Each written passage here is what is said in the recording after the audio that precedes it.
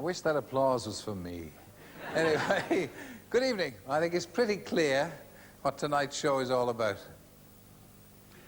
So, why don't we just meet the fellow himself? Please welcome, ladies and gentlemen, Paul McCartney.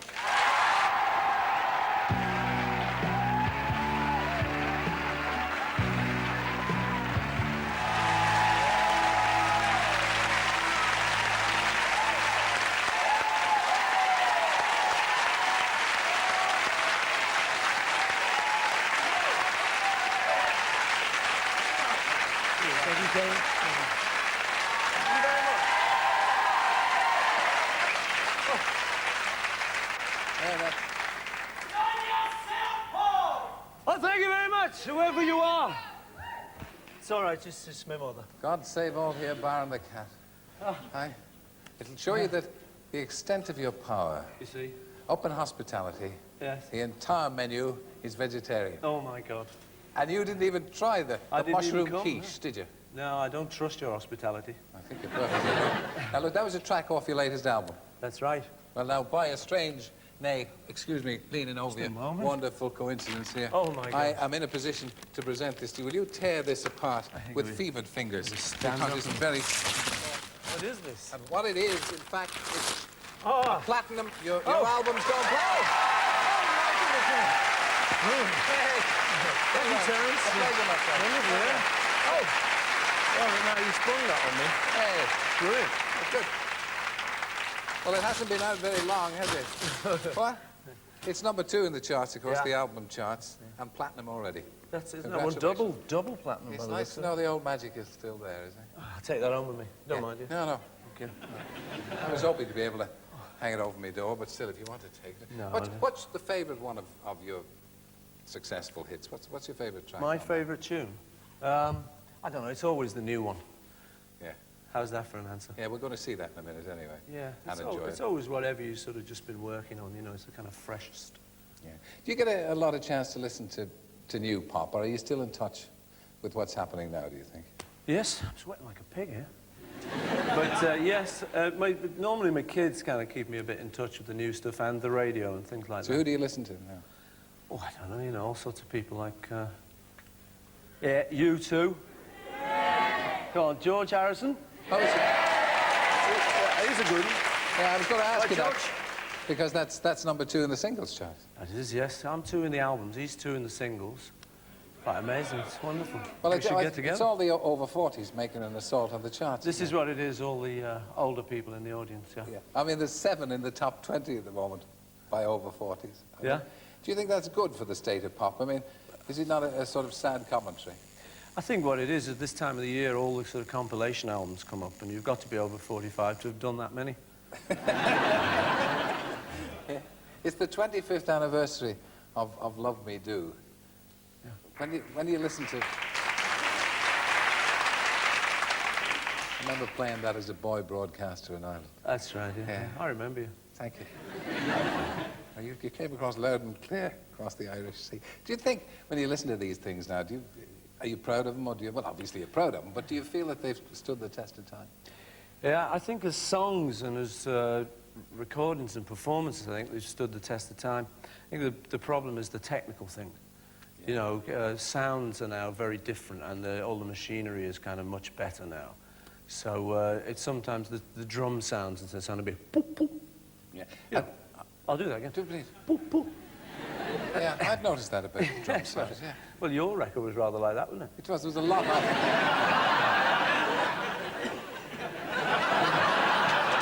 I was going to say there was a lot of poo-poo on.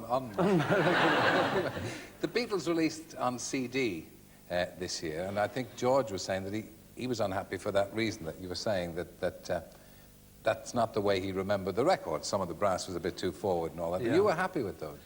Well, I mean, I was happy as you can get, you know, because it's the new medium, CD, and that's what people want to buy in. Yeah. So you can't sort of say to them, you can't have it in CD. You know? Are you happy with new techniques in recording? You know that it's all got a bit tricksy now, hasn't it? Yeah. There's a lot of complication. Myself, I think it's going to change. You know, I think you'll get the kind of techno business with all the machines and the computers and stuff, and that's developing. A lot of people use it. But I think you're starting to find a lot of people wanting to have a real drummer now and real voices and sort of real bands playing. I think it's probably come back the other way, you know, like fashions go in circles. That's obviously why you like groups like you too, because they can play. That's what I like. I like all the bands who can actually play, you know, like Simple Minds, U2, UB40. You know, I think they can actually get up there and sing. But I don't know. I don't think I told you last time I was on. I hope not, anyway. They'll cut it if I did. I was working in the studio, and there's a group there who's very into this techno stuff. And the bass player was up in the hospitality room, and he got the call, you know, come down and do your bass part. So we said, great, you know, it's your big chance. Go on, go have fun, you know. So he goes down, he's back up in about 4 minutes. We said, well, that was quick. You know, must have got it in one take. He said, they only wanted one note, donk. And then they put it in the computer. Yeah. He's been studying all those years to go, donk. But I think it is returning, you know, to a bit more performance and stuff. As you say, U2 and stuff, they're a little bit less computerized. I think the last time you were here, we talked about your youth and the hard time you had and all. Kind of many of us were in tears throughout. So I'm not going to drag you through that again, but I just thought, when you went to school, when you were in school, you didn't go up to your careers officer ever and say, when he said, well, what do you want to be, McCartney? You said, I want to be a singer-songwriter. No, I didn't. No, I wanted to be a teacher. At the time, it was the only thing I had the qualifications to be. You know, so that was what I was looking forward to. You were a bit of a disappointment to the school, I imagine, because they thought that you would do better academically, didn't they? Well, you know, they do that on everyone's reports. Could do better, see me. Yeah. But I went out to Hamburg, and we were earning the princely sum of £15, which, as you remember, Terry, was a lot in those days. And I was so sort of chuffed to be earning £15. I wrote back to my headmaster of this kind of grammar school, quite good grammar school in Liverpool, very good grammar school. And I wrote back, dear sir, you know, I'm sure you'll understand, I'm in Hamburg playing with a group, but we're on £15 a week, so stuff you. Yeah.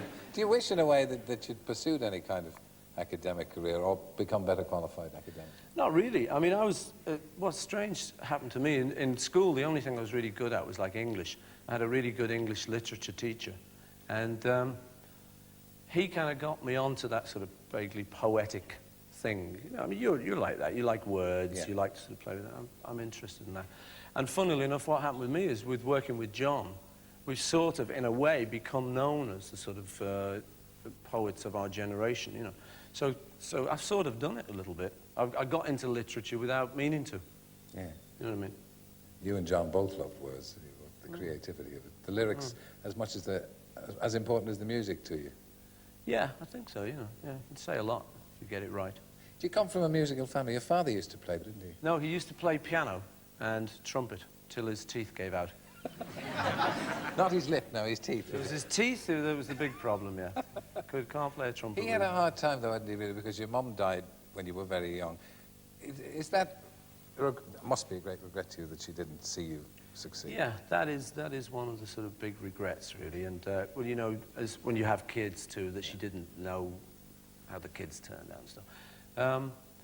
But my dad sort of kind of made up for it, you know. He sort of overdid it. You know, he'd be super proud, kind of thing. You know, be in a restaurant, and he'd just be he'd nudge me, say, "Don't look," he said, "they've spotted you." that table's got you, they've got you. Smile over here, smile. Go on, son. So he made up for it. With his wide experience of the piano and the trumpet before his teeth gave out, I mean, did he give... was he a great source of advice to you? Oh, yeah. I mean, there's a story I tell, you know, people might have heard it a bit, but we used to write in the back room of our house in Forthland Road in Allerton, Liverpool. And Dad would be in the living room watching the telly, you know, and we'd be in the back room writing She Loves You and stuff. And John and I came out, we'd done it in the evening, and we used to try it out, and my dad said, how do you like this? She loves you? Yeah, and played it all. He said, very nice, son. He said, very nice. He said, but there's enough of these Americanisms around. Couldn't you sing, She Loves You, yes, yes, yes? No, Dad, you haven't quite got the idea, you know. But when the Beatles finished, it must have been a very hard act to follow. Did you quite know where you were before you started Wings? Well, no, it was like, if there was any group that you could pick to not want to follow on a bill, it would be something like the Beatles, probably, yeah. So it was really just a choice at the time as to whether I was going to try and attempt to sort of follow it or just give up and not be in music anymore. And the urge to sort of do music won, really. So it was pretty difficult. We just went back to basics and took a little band on the road, which was Wings. And we just turned up at universities and said, do you want Paul McCartney on tomorrow? Yeah, but it was a very plucky thing to do because you were bound to be compared. And you were bound to be knocked, given the nature of some areas of the music press. You were bound to be knocked for just being Paul McCartney, I suppose. But there wasn't really any alternative. As I say, the only other alternative was to give up. And I didn't fancy that. Wings were very successful, of course. I mean, people perhaps don't remember that, but enormously successful. And you were together longer than you were together as the Beatles. I know, that was amazing when we found that out. Because I thought the Beatles were together for at least 20 years. And you look at it, it's just 10 years. And we did longer than that with Wings.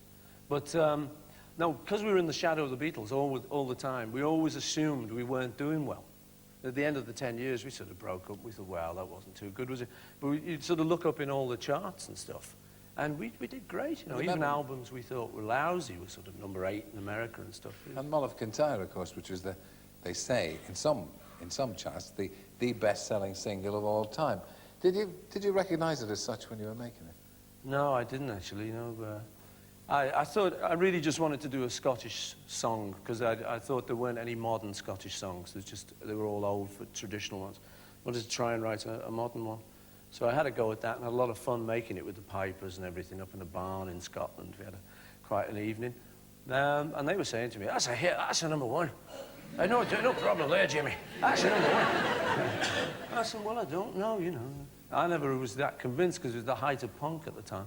You were very keen on Scotland. Was it John that introduced you to Scotland? Was actually, yeah. Not a lot of people know, Terry. But, John was... He sort of came off, his image was like sort of working class hero. He was actually the least working class of the Beatles. He was brought up in a very sort of nice middle class environment. And he had relatives in Scotland, and as a kid he went to a croft in Scotland, which was unheard of for us, you know. Butlins was the height, you know, for us, Skegness. So he talked lovingly about the heather and the hills, you know. And I sort of got a feeling about it, and eventually I ended up buying a farm up there, and I really love it now, you know. Okay, well, we do have the new video. I think this is the first time anybody's seen Paul McCartney's new one, Once Upon a Long Ago.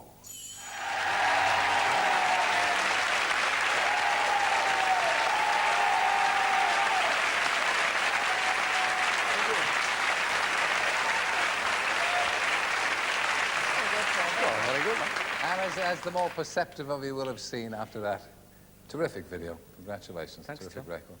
So long. Joined by Linda McCartney. Welcome, Linda. Thank you, Terry.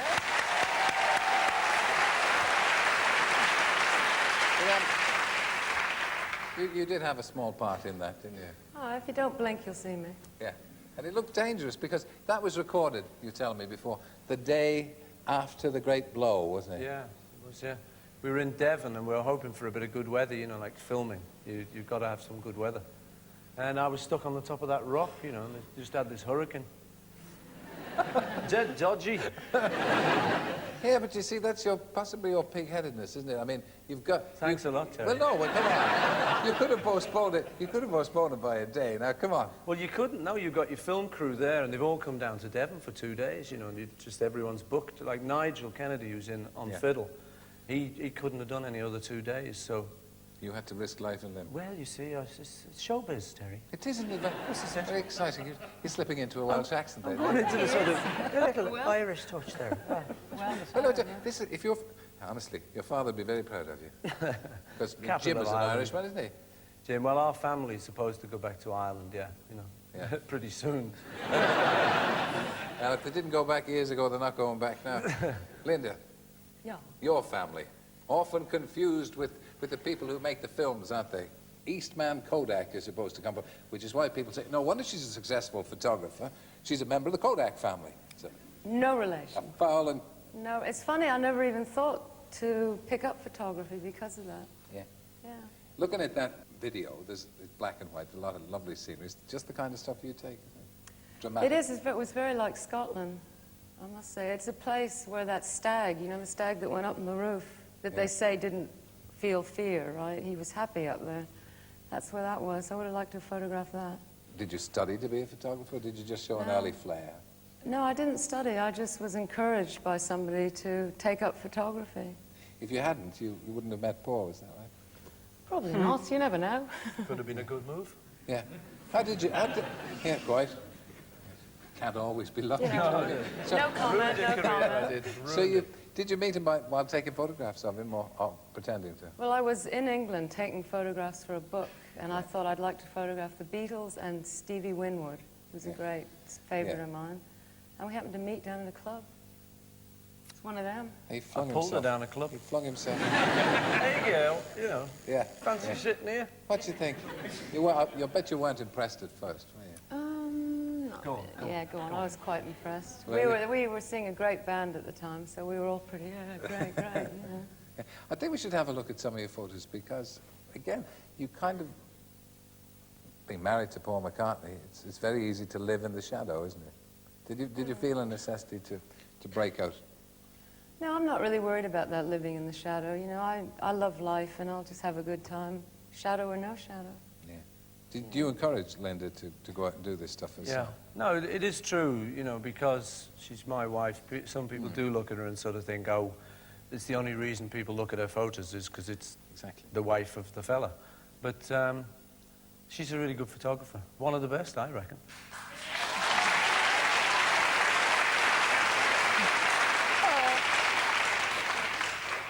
Thank you. We'll have a look at some of them here. This is Jimi Hendrix that you referred to. Yeah. Wonderful Jimi Hendrix. Great. And where did you take that? I took that in Central Park, where they had some outdoor gigs, and it was the first time he ever played America. And he's my hero, Jimmy. Greatest guitar player ever. Yeah. Now, we were talking about this earlier, and Paul was saying that you actually, it's your horse, and you put it in there and let the daisies grow around it. Absolutely. Took 7 years to do that photo. You kept feeding the horse, and so the daisies grew more smartly. Yeah.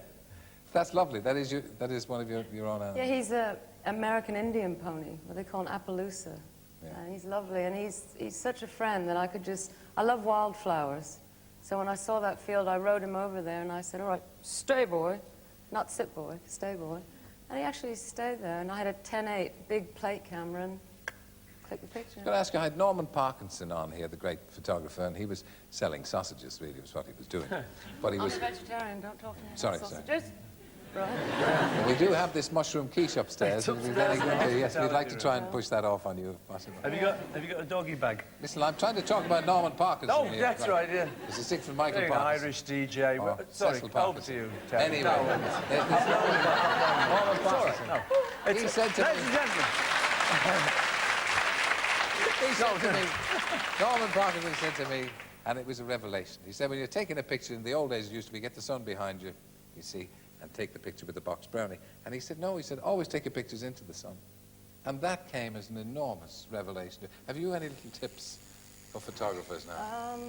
I think follow your instinct. One thing, I never crop photographs. When you look through, make sure it's the picture you want. And just take pictures if there's enough light or not. Let's have a look at another one then, because we're going to... Swans. Yes. I know a swan when I see one. Where was this taken? This was down a place called near Fairlight, where they were going to drill for oil. Oh, you're keen on that. Come on, give us a bit about Fairlight, because Well- you're trying to protect that, aren't you? Well, all of England, in fact, the world needs people to stop ruining it and leave it for our own aesthetics, as they say. Can you live on aesthetics, though? Well, you can live on aesthetics a lot more than concrete and rubbish, yeah, I think.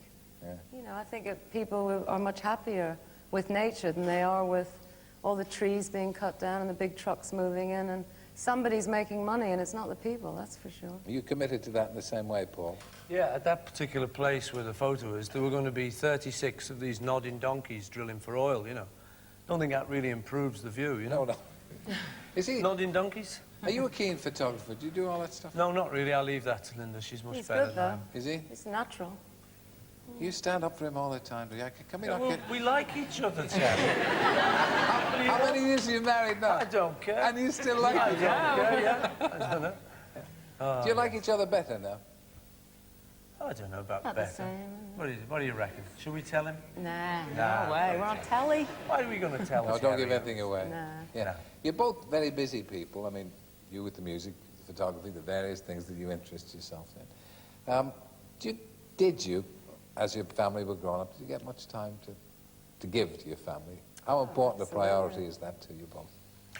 It's a big priority. That's one of the reasons I think we don't sort of tour the world all the time, you know. And I mean, obviously, I could be off and doing the world tours and stuff, but with kids, you've got to give them some time. You know, that's one of the problems with showbiz is not just showbiz, politics and stuff. You know, there's always these politicians. They're always speaking in the House and stuff, and it's the House of Parliament, not their own house, and get a lot of problems at home, you know, because of that kind of stuff. So we do try and be there if possible. Do you have any rules for bringing them up? Are you the kind of parents that would put them in a corner and lecture them or tell them what you want from Not them? me.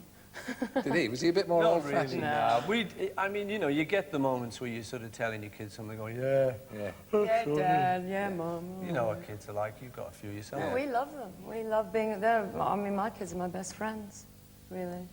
You know, they're very, no, but they're great. I know. The question they always ask me, and I'm saying. the question they always ask me, and it must be much, much worse in your case, is with a name like McCartney, it must have been very tough for him. For the kids, yeah, you know, there's nothing you can do about that. No. You know, you're stuck with it. You are in showbiz and you're in the sort of public eye. But, you know, I think the kids learn to stick up for themselves, you know, quite early on. And they take a little bit of stick at school at first, but then it eases off. And the one fella who's always going, yeah, McCartney, Mulligan time, yeah. he eventually, you know him. Yeah. You've met him. Yes, that's my son, yeah. I was just saying it is a tribute to you both as parents that your family are up there looking in. They're all right They kids. just didn't stay at home to watching the television. They've come along to see you. Yeah. Is there anything specific you'd like to achieve? I'll ask you both in the next 20 years. You've achieved so much. Over to you. Well, for me, it's more, you know, the old thing, peace on earth and stop eating animals and all.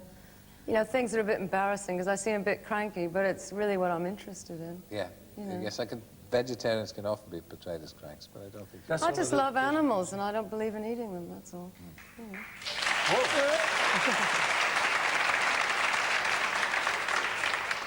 Yeah, my ambitions are sort of along the same kind of lines, really, you know, just... I mean, even with the Beatles, you know, you were always looking for sort of peace on Earth, and after a while, you know, it gets boring. People say, yeah, peace, you know, I'd rather have war. But I mean, you know, it's more exciting, you know. Yeah. But, you know, so that's what we kind of keep chundering on about, and you get people like Geldof, you know, and they do great things. You, children in need, you know, that's what's to do in life, I think. There's still a lot of that. And have a laugh and have a bit of a song along with it, you know. Well, we thought perhaps you would give us a bit of a song. Yeah, Cute. it's a good Should we idea. afford to do that? Paul and Linda McCartney, ladies and gentlemen.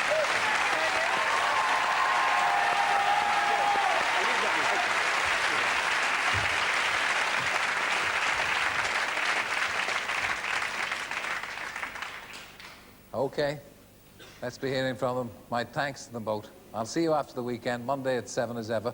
Before that, Paul and Linda McCartney.